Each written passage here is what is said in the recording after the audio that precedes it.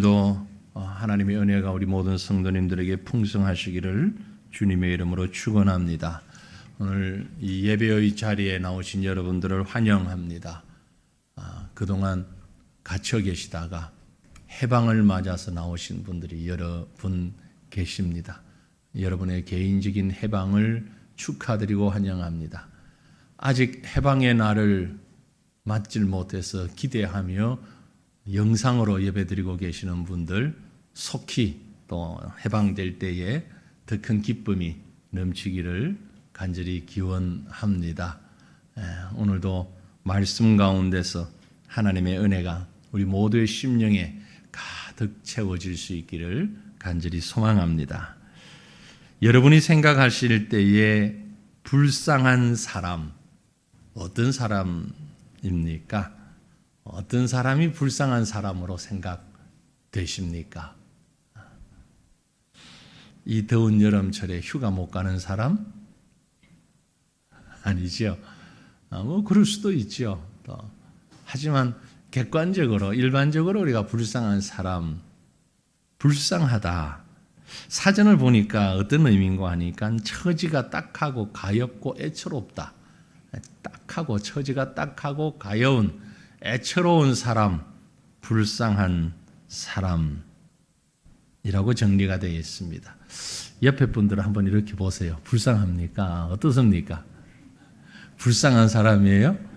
근데 불쌍한 사람 보는 눈 같지는 않네요. 웃는 걸 보니까 정말 불쌍한 사람 같으면 옆에 보고 웃으면 안 되죠? 네. 불쌍한 사람은 아닌 것 같아요. 맞습니다. 일반적으로 생각하는 불쌍하고 안쓰러운 사람들, 말씀드린 대로 이 더운 여름철에 에어컨 없고 선풍기도 없이 이 동대문 쪽방촌 같은 데를 가보면, 저도 가서 이제 집집이 돌아다 봤습니다만, 선풍기를 조그만 걸 하나 틀어놓긴 했는데 선풍기가 아니고 온풍기 같아. 더운 바람만 술술 나오는데 거기서 땀을 뻘뻘 흘리고 아주 속옷 한 장만 입고 있는 이런 분들, 또 추운 혹한기라 그럽니까? 근데 추워서 벌벌 떨면서 이불 한 장 없이 노숙하고 있는 사람들, 참 불쌍한 사람들이죠.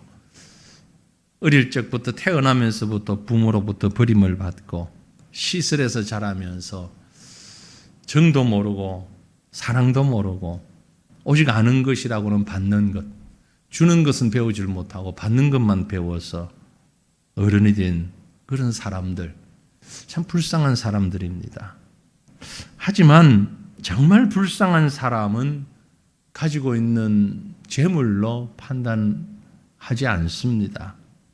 인간이 가진 가난은 사람들이 만들어낸 것이기 때문에 참 불쌍하다 아니다 기준의 척도가 되지는 못합니다. 오히려 세상적으로 봐도 가지고 있는 재산보다는 어떤 정신적인 빈약한 자들, 더 불쌍한 자가 아닐까 생각합니다. 정말 불쌍한 사람이 어떤 사람인가 하면은요, 이런 사람이에요. 어떤 성도가 죽어서 천국을 갔습니다. 천국 문 앞에까지 갔어요. 막 천국에 들어가려고 하는데 하나님의 천사가 질문을 합니다. 넌 어떤 자격으로 천국에 들어가려고 하느냐? 그랬더니 성도가 답변을 하기를, 제가 성경 10번 통독했습니다. 헌금도 많이 했고요. 주일날 다른 어디도 가지 않고 교회 가서 예배드렸습니다. 그리고 목사님 시키는 대로 봉사도 했고요. 어려운 자들에게 제 것을 나눠주기도 했고, 특별히 저희 집은 대대로 기독교 집안입니다. 우리 집안에서 선교사도 나오고 목회자도 나오고 순교자까지도 배출한 가문입니다. 그러니까 제가 천국 들어가는 건 당연하지 않습니까? 그 성도의 답변을 듣고 천국의 그 천사는 그 사람을 천국이 아닌 지옥으로 보냈답니다. 왜 그 사람이 천국 가질 못하고 지옥으로 떨어졌을까요? 잘 아시는 것처럼 천국은 하나님의 은혜로 인하여서 예수 그리스도를 구주로 믿고 고백하는 사람, 십자가의 공로 의지하여 내가 죄인이며 내 힘으로는 갈 수 없는 그곳을 주님의 공로로 인하여 갈 수 있다고 믿는 사람만 갈 수 있는 곳이 바로 천국입니다. 아무리 교회 안에 교회 언저리에 있으면서 이런저런 일을 많이 했다 할지라도 내 육체, 내 환경 의지하는 사람은 천국 갈 수 없어요. 나는 감히 천국 들어갈 만한 능력도 없고 자격도 없는 큰 죄인인데 하나님의 은혜로 예수를 믿고 그분의 피가 내 죄를 용서하셨기 때문에 그 공로 의지하여 내가 천국 갈 수 있습니다. 당당히 외치는 우리 성도님들 되시기를 바랍니다. 불쌍한 사람을 얘기하다가 왜 갑자기 이 얘기를 하는고 하니까 바로 그렇게 해서 천국 문 앞까지 갔다가 천국 못 들어가는 사람이 세상에서, 아니 천국에서도 제일 불쌍한 사람이요. 제일 불쌍한 사람이 바로 그 사람입니다. 먹을 게 없어서 먹질 못하고 더운 날 추운 날 입지도 못하고 시원한 곳에 있지도 못하고 이 사람이 불쌍한 사람이 아니고, 참 불쌍한 사람은 어떤 사람인가 하니까 예수 얘기를 한 번도 들어보지도 못하고 천국이라는 것 상상도 못하고 내가 죄인인지 아닌지도 깨닫지 못하고 살아가는 저 예수 이름 듣지도 못한 오지에 있는 저 사람들 정말 불쌍하고, 그분들보다 더 불쌍한 사람은 이렇게 버젓이 날마다 교회 나오고 주일마다 교회 나오고 예배 드리고 누가 얘기하면 나는 기독교인이다 말하고 그리고 성경도 몇 번씩 읽고 기도회도 나오고 다 하는데도 불구하고 내가 죄인이라는 사실을 모르고 내가 주님의 은혜로 구원받았다는 사실을 믿지 못하는 사람은 정말 불쌍한 사람이에요. 그보다 더 불쌍한 사람은 없을 것 같아요. 그렇지 않습니까, 여러분? 그런 사람이 불쌍한 사람이에요. 오늘 생각하려고 하는 말씀은 조금 다른 의미의 불쌍함이지만 우리가 읽은 말씀은 너무나 단순한 말씀이에요. 다른 말씀이에요. 우리 오늘 본문 말씀 같이 한 번 더 읽어볼까요? 뭐였죠? 긍휼히 여기는 자는 복이 있나니 그들이 긍휼히 여김을 받을 것임이요. 긍휼히 여긴다라는 말은 불쌍히 여긴다라는 말입니다. 불쌍히 여김을 받는 자가 복이 있다. 불쌍히 여기는 자가 복이 있다. 여러분, 어떤 사람이 불쌍한 사람입니까? 아니, 나는 어떤 사람입니까? 원하기는 좀 전에 제가 말씀드린 정말 불쌍한 그런 사람은 되지 않기를 바랍니다. 그러나 주님으로부터 불쌍히 여김을 받을 수 있기를 바랍니다. 그리고 주님이 그러하셨던 것처럼 우리 또한 세상을, 이웃을 불쌍히 여길 수 있기를 바랍니다. 천국에서 가지는 그런 불쌍함이 아니라 우리 심령에 서로가 서로를 향하여 가지는 긍휼의 마음, 이것 우리가 함께 가져야 합니다. 왜냐하면은 우리 하나님께서 우리를 향하여서 그런 마음을 가지고 계셔요.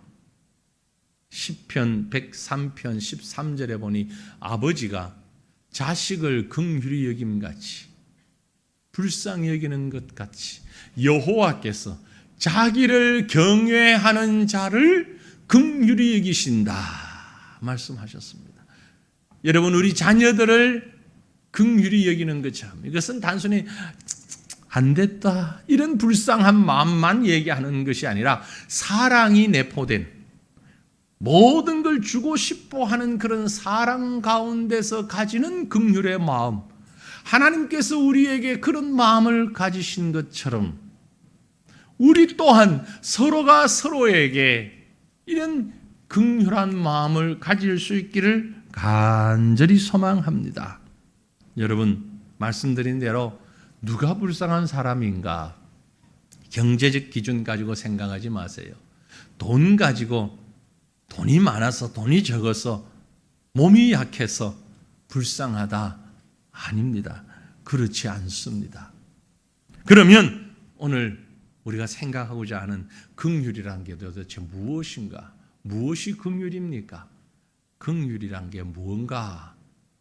사전적인 의미에서 긍휼은 앞에서 말씀드린 대로 불쌍히 여기는 것 혹은 가엾게 여기는 것, 그래서 도와주는 것, 그런 의미입니다. 이 말을 성경적인 의미에서 좀 더 본다면 긍휼이라고 하는 것은 불쌍히 여기는 마음으로 동정하며 도와준다, 이런 의미를 가지고 있어요. 그걸 좀 더 구체적으로 세밀하게 우리가 한번 살펴보면, 먼저 소극적인 의미에서의 긍휼은 불의를 못 본 척하는 것이 긍휼이 아닙니다. 여러분 이걸 잘 이해하셔야 됩니다. 불의한 것을 못 본 척하고 넘어가는 것, 내가 너를 불쌍히 여겨서 그만 못 본 척 하련다, 그건 긍휼이 아니에요. 그건 신앙적 긍휼 아닙니다. 많은 사람들이요 이런 오해를 합니다. 불의로운 것을 보고도 못 본 척 하는 것이 사랑이다. 아니요, 그건 사랑 아닙니다. 그건 관여하기 싫은 게 가장 쉬운 예로, 학교에서 학생들이 시험을 볼 때에 부정행위를 하는 친구를 봅니다. 어떻게 해야 됩니까? 네, 못하게 해야죠. 못하게 해야죠. 그리고 못하게 하는데도 계속하면 선생님한테 얘기를 해야죠. 그게 긍휼입니다.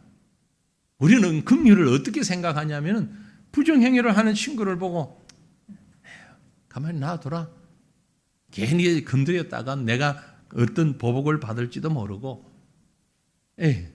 집안이 힘들어서 학원도 못 다니니까 그래서 저러는데 그만 놔두자. 이게 불쌍히 여기는 마음이냐? 아니에요. 어른이 되어서는 어떻습니까?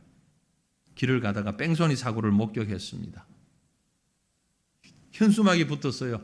며칠 여기에서 뺑소니 사고가 일어났는데 목격자를 찾습니다. 경찰서로 연락 좀 해주세요. 보고 내가 그때 그 자리에 있었는데, 에이 연락하지 마.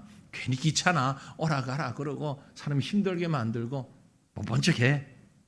그게 긍휼입니까?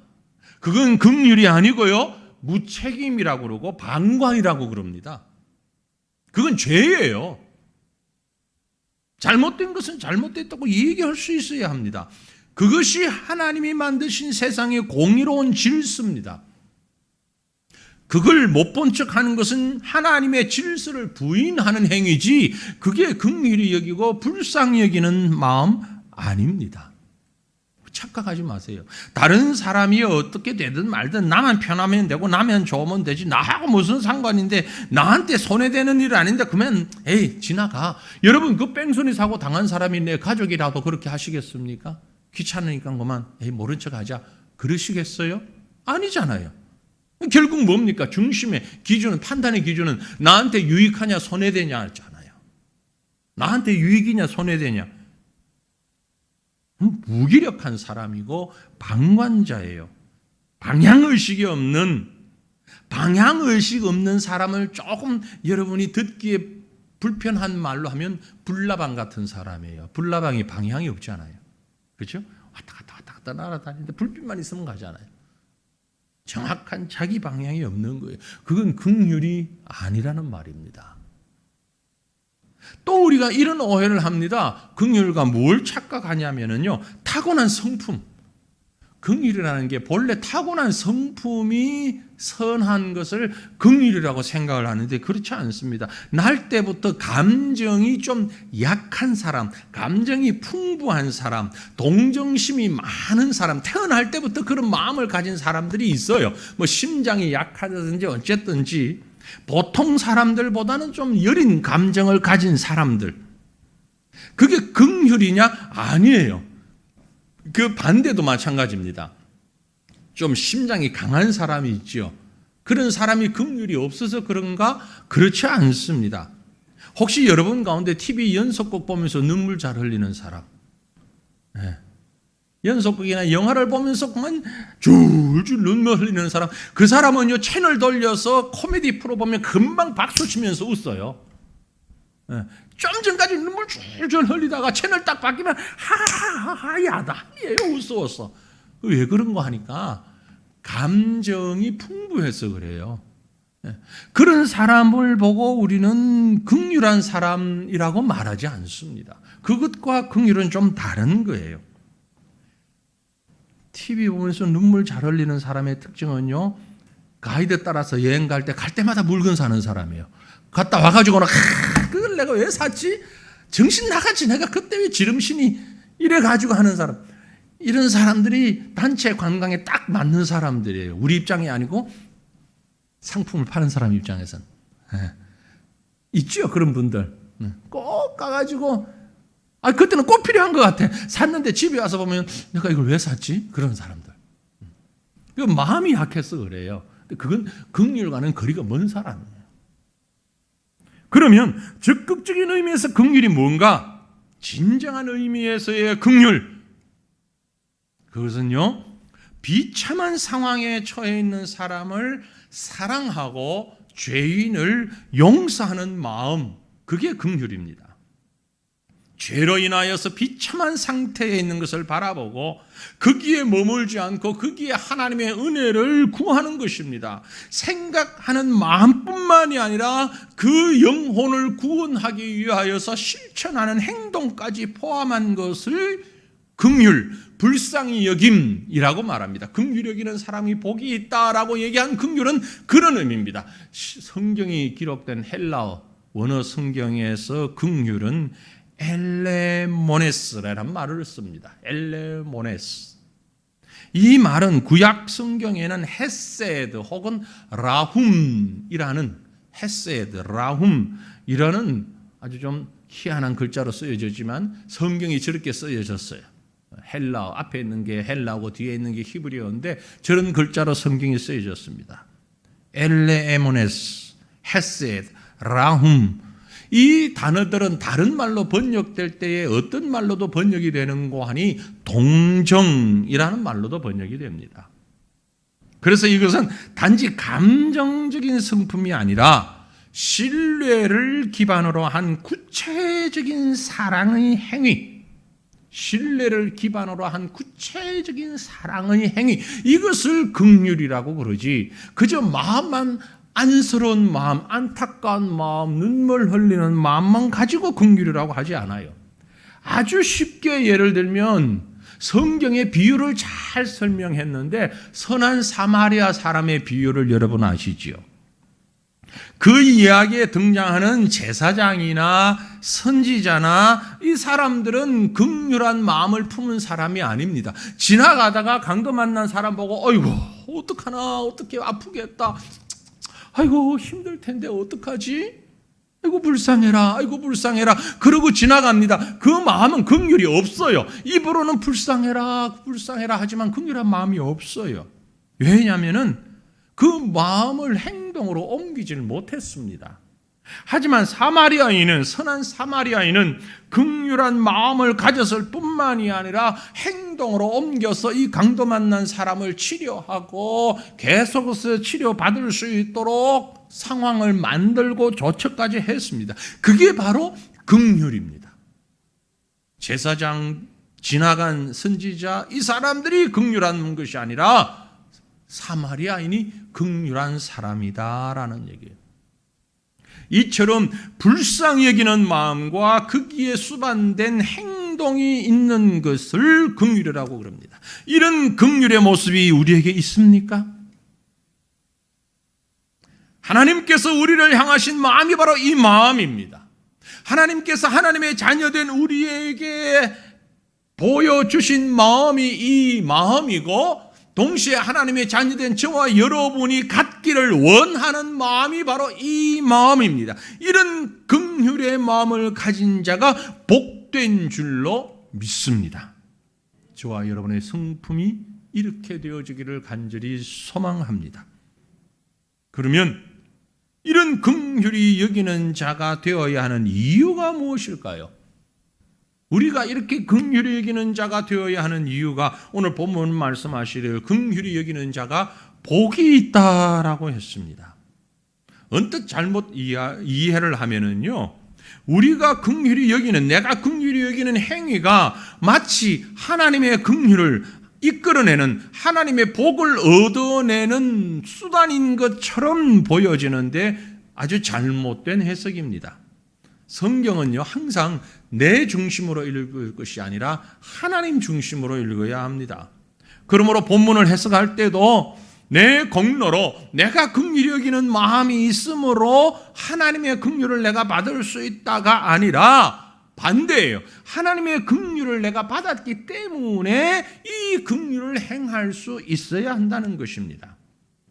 주기도문을 할 때에 가르쳐 주신 기도문 가운데 우리가 우리의 죄를 사하여 준 것 같이 우리를 사하여 주시옵고, 똑같은 얘기예요.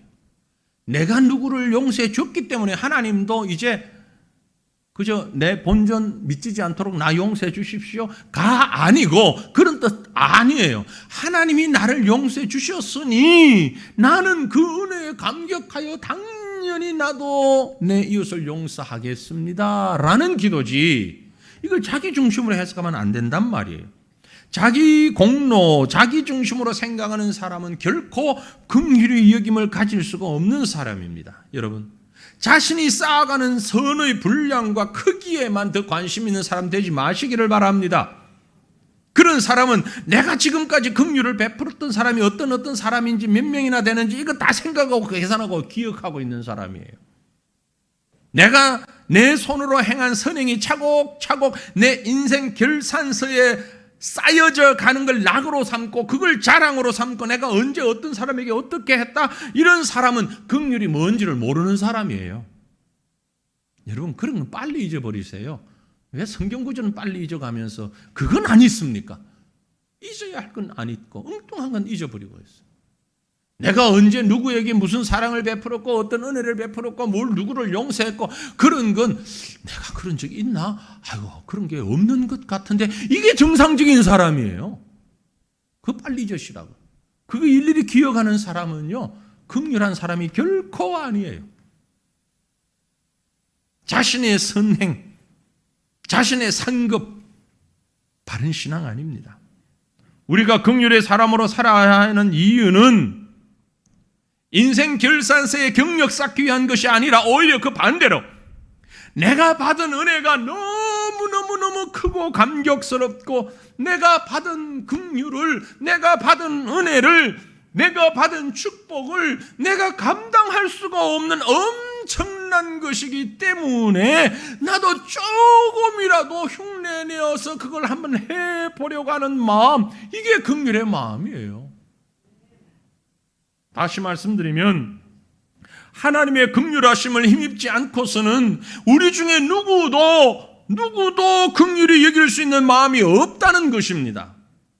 하나님으로부터 받은 사랑, 그 하나님으로부터 받은 은혜, 그 긍휼, 그 불쌍히 여김을 알지 못하고서는 내가 누구도 불쌍히 여길 수가 없는 거예요. 긍휼히 여길 수가 없는 거예요. 그건 그렇게 한 것처럼 보이는 건 단지 위선이고 거짓이에요. 하나님의 성품이 바로 긍휼입니다. 하나님은 죄로 인하여 멸망으로 달려가는 우리를 긍휼히 여기시고 예수 그리스도를 이 땅에 보내셨고 십자가에 죽게 하셨고, 그래서 저와 여러분이 구원을 받은 것이에요. 에베소서 2장 4절로 5절에 기록하기를 긍휼이 풍성하신 하나님이 우리를 사랑하신 그 큰 사랑으로 인하여 허물로 죽은 우리를 그리스도와 함께 살리셨고 너희는 은혜로 구원을 받은 것이라고 말씀했어요.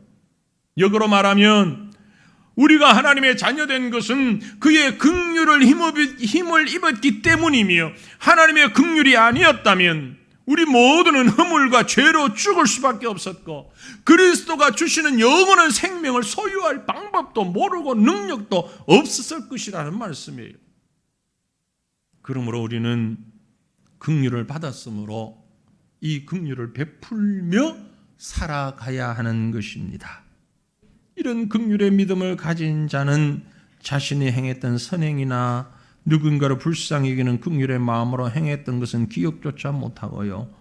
왜 기억을 못하는 거 아니? 하나님으로부터 받은 것에 비하면 내가 한 것은 너무 초라하기 때문에. 혹시 조금 기억이 나면 너무너무 부끄러워요. 내가 받은 것, 내가 받은 그 은혜, 그 긍휼, 하나님이 내게 베푸신 것을 너무너무 귀하게 크게 생각하며 여기며 가슴에 담는 저와 여러분 되시기를 주님 이름으로 축원합니다. 그러므로 사랑하는 성도들이여, 우리는 하나님의 긍휼을 닮아가야만 할 것입니다. 그래서 긍휼히 여기는 자가 복이 있습니다. 하나님은 자기 백성을 긍휼히 여기셨습니다. 그 하나님의 마음을 잘 표현한, 우리 하나님이 나를 얼마만큼 긍휼하게 불쌍히 여기셨는가를 표현한 것이 시편 103편인데요. 시편 103편 13절 14절에 이렇게 말씀합니다. 아버지가 자식을 긍휼히 여김같이 여호와께서는 자기를 경외하는 자를 긍휼히 여기시나니 이는 그가 우리의 체질을 아시며 우리가 단지 먼지뿐임을 기억하심이로다. 아버지가 자식을 긍휼히 여김같이, 이건요 제가 단언하건대 아버지 어머니가 되어보지 못하고서는 모르는 거예요. 부모가 되어보지 못하면 부모의 사랑을 알 수가 없습니다. 그렇죠? 그렇죠. 다 알면서도 부모에 대한 사랑보다는 자식에 대한 사랑이 더 커요. 저도 여러분도. 어떡합니까? 아무리 하려고 해도 잘 안 되는 것 같아요. 부모의 사랑은 자식이 부모를 사랑하는 것보다 언제나 큽니다. 그래서 아버지가 자식을 긍휼히 여김같이, 빨리 일어나서 가야 되는데 10분만 더 자라고 그래도 안 깨우고 있는 게 부모의 마음이에요. 늦다고 고함 빽빽 지르면서 조금 늦게 깨워도 될 엄마를 막 깨우는 게 자식이에요. 그게 부모와 자식의 차이예요. 아버지가 자식을 긍휼히 여김같이 하나님께서 우리를 그렇게 긍휼히 여기셨어요.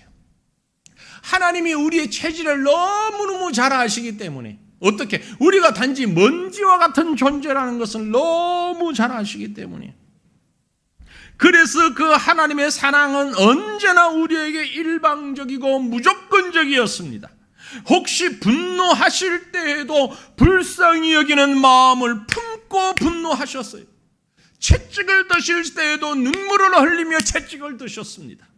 이게 하나님의 사랑이고 이게 하나님의 긍휼인데, 바로 그 하나님의 사랑을, 그 긍휼을 배워가는 저와 여러분 되시기를 간절히 바랍니다. 여러분, 우리가 이런 마음을 좀 배워야 합니다. 하나님의 마음을 배워야 합니다. 그 모습을 단적으로 보여주는 것이 호세아라는 인물입니다. 그 호세아서에 등장하는 호세아는요, 단순한 등장인물, 역사적인 인물 아니에요. 물론 역사적인 인물입니다. 예수님 오시기 약 750년 전에 북이스라엘 여로보암 왕의 시대에 살았던 선지자인데요, 그 선지자 호세아의 모습이 하나님의 긍휼을 우리에게 얼마나 잘 보여주는지 모릅니다. 호세아의 아내 이름이 뭐였죠? 고멜이죠. 고멜. 아주 음란한 여인으로 등장합니다. 그 음란의 정도가 얼마나 강했는지, 얼마나 지나쳤는지 호세아가 낳은 아이들의 이름을 지은 걸 보면 알아요. 참 호세아가 대단한 인물이에요. 아이를 낳았는데 첫 아들의 이름이 무언고 하니까요, 이스르엘이에요. 이스라엘이 아니고 이스르엘. 이스르엘 무슨 뜻이냐면요, 하나님을 떠난 자식이다, 그런 뜻이에요. 아들 이름을 그렇게 지었대요. 세상에. 둘째가 딸이 태어났는데 이름을 뭘로 지었는고 하니 로루하마라고 지었어요. 로루하마. 뜻은 긍휼히 여김을 받지 못한 애다. 불쌍히 여김을 받지 못한 애다. 즉 사랑받지 못한 딸이다. 셋째를 낳았는데 아들이에요. 그 아들의 이름을 로암미라고 지었어요. 무슨 뜻이냐? 내 백성 아니다. 보세요. 호세아의 아이들의 이름의 뜻이 하나님을 떠난 자식이요, 긍휼히 여김, 사랑받지 못하고 긍휼히 여기 받지 못한 애예요. 내 백성이 아니다. 한마디로 호세아의 입장에서 왜 애들 이름을 이렇게 지었는가 하니까 마음이 아파서 그래요. 한마디로 얘가 태어나긴 태어났는데 누구인지 헷갈린다 이 말이요. 내 핏줄인지 아닌지 그때는 유전자 검사도 없고 해봐야 의미도 없고 얼마나 아내가 음란하고 얼마나 엉망이었으면 자기 머릿속으로 생각했을 때 얘가 태어날 때가 아닌데 왜 애가 생겼지? 얘는 또 누구야? 그래서 애가 낳는 쪽쪽 내가 아닌 것 같은데 누구 애지? 아니 얘는 또 누구 핏줄이야? 이러면서 애들 이름을 지었단 말이에요. 에? 얼마나 여러분 한번 그 호세의 마음을 한번 상상해 보세요. 한두 번이 아니에요 이게. 남편으로서 아내를 집에다 데려다 놓으면 언제 나갔는지 가출해버리고 없어. 가보면 어디 유흥가에 가 있어. 몸 팔고 있어 그 아내가. 그럼 또 몸값을 지불하고 오는 거요. 사와요. 그리고 집에다 데려다 놓으면 어느 날 또 애를 낳아. 그리고 또 보면 없어. 나가버렸어. 이게 콩가루 집안이지. 이게 뭐 정상적인 집안이요 이게? 아내를 사올 때 보면 성경에 보면 은 15개, 보리 한 호멜 반, 그 어느 정도냐면은요, 종을 사올 때 지불하는 몸값이에요. 종을 사올 때 그 지불하는 몸값을 지불하고 아내를 계속 사오는 거예요. 여러분, 이게 왜 이런 얘기가 성경에 기록되어 있는가 하니까 이 호세아서는요, 단순히 한 가정이 그렇게 엉망이었다를 보여주기를 원하는 게 아니에요. 이 호세아서는 바로 하나님을 떠나서 이방신을 섬기는 이스라엘을 빗대어서 보여주고 있는 겁니다. 그 호세아는 하나님의 마음을 지금 표현하고 있는 거예요. 그 백성이 그렇게도 하나님의 품을 떠나가는데도 불구하고 하나님은 그 백성을 버리지 아니하셨습니다. 왜요? 사랑하셨고 긍휼히 여기셨기 때문에. 그게 하나님의 긍휼이에요. 하나님의 긍휼은 그런 거예요. 이런 하나님의 긍휼, 그 간절한 호세아의 마음을 호세아서 11장에 보면 하나님이 이렇게 표현합니다. 호세아 11장 1절로 4절 말씀에 이스라엘이 어렸을 때에 내가 사랑하여 내 아들을 애굽에서 불러냈거늘 선지자들이 그들을 부를수록 그들은 점점 멀리하고 바알들에게 제사하며 아로새긴 우상 앞에서 분향하였느니라. 그러나 내가 에브라임에게 걸음을 가르치고 내 팔로 안았음에도 내가 그들을 고치는 줄을 그들은 알지 못하였도다. 내가 내 사람의 줄 곧 사랑의 줄로 그들을 이끌었고 그들에게 대하여 그 목에서 멍에를 벗기는 자같이 되었으며 그들 앞에 먹을 것을 두었도다. 제가 왜 빨간색으로 색깔을 표시했는가 하니 하나님의 간절한 아버지와 같은 마음이 표현되는 구절을 표현했는데 다 못했어요. 하려고 하다 보면 전부 다 빨간색으로만 해야 될 것 같아요. 이스라엘이 어렸을 때 그게 바로 뒤에 3절에 보면 에브라임 같은 말이에요. 에브라임이라는 어린 이스라엘을 표현하는 거예요. 어렸을 때 아이를 얼마나 사랑하는지 다 아시잖아요. 그런마도 가르쳤고 팔로 안고 재우기도 했고 내가 못 자도 애를 재우려고 서서 애를 안고 밤을 지새우고 병이 들었을 때는 고치고 사랑의 줄로 그들을 이끌었고 멍에를 벗기는 자같이 되었고 그러면서도 먹을 것을 줬고 그러면서도 애먹이는데 그러면서도 아버지 품을 떠나고 부모의 품을 떠나서 또 나쁜 짓 하고 또 이방신을 섬기고 또 하나님을 떠나는데 그럼에도 불구하고 하나님은 때로는 때리고 때로는 야단도 치고 고함도 지르고 끌고 오기도 하지만 그 중심에는 늘 그 사랑이 있는 거예요. 이게 바로 하나님의 사랑이고 하나님의 긍휼이에요. 사랑하는 성도들이요, 바로 이런 긍휼을 본받으라는 것입니다. 우리가 닮아야 할 긍휼은 바로 이것입니다. 그런데 우리는 어떻습니까? 사랑한다 하면서도 얼마나 많이 따집니까? 얼마나 많이 계산하고 용납하지 못합니까? 내가 참을 만큼 참았는데 더 이상은 못 참겠다고. 하나님이 나에게 참으신 건요. 에? 하나님이 나에게 참으신 건 어떡하고 말이에요. 내가 한 번, 두 번도 아니고 이게 벌써 몇 번째냐고. 내가 더 이상은 용서할 수가 없다고. 하나님이 나를 용서하신 건 몇 번인데요. 내가 다른 사람 같으면 몰라도 웬만해야지. 내가 저런 인간을 어떻게 내 마음에 사랑을 하냐고. 나 같은 인간은 어떤 인간인데요? 에? 여러분 자기 주제는 알고 지금 하시는 말씀이에요. 우리가 얼마나 많이 따지고 계산하고 용납하는 잘못을 범하고 있습니까?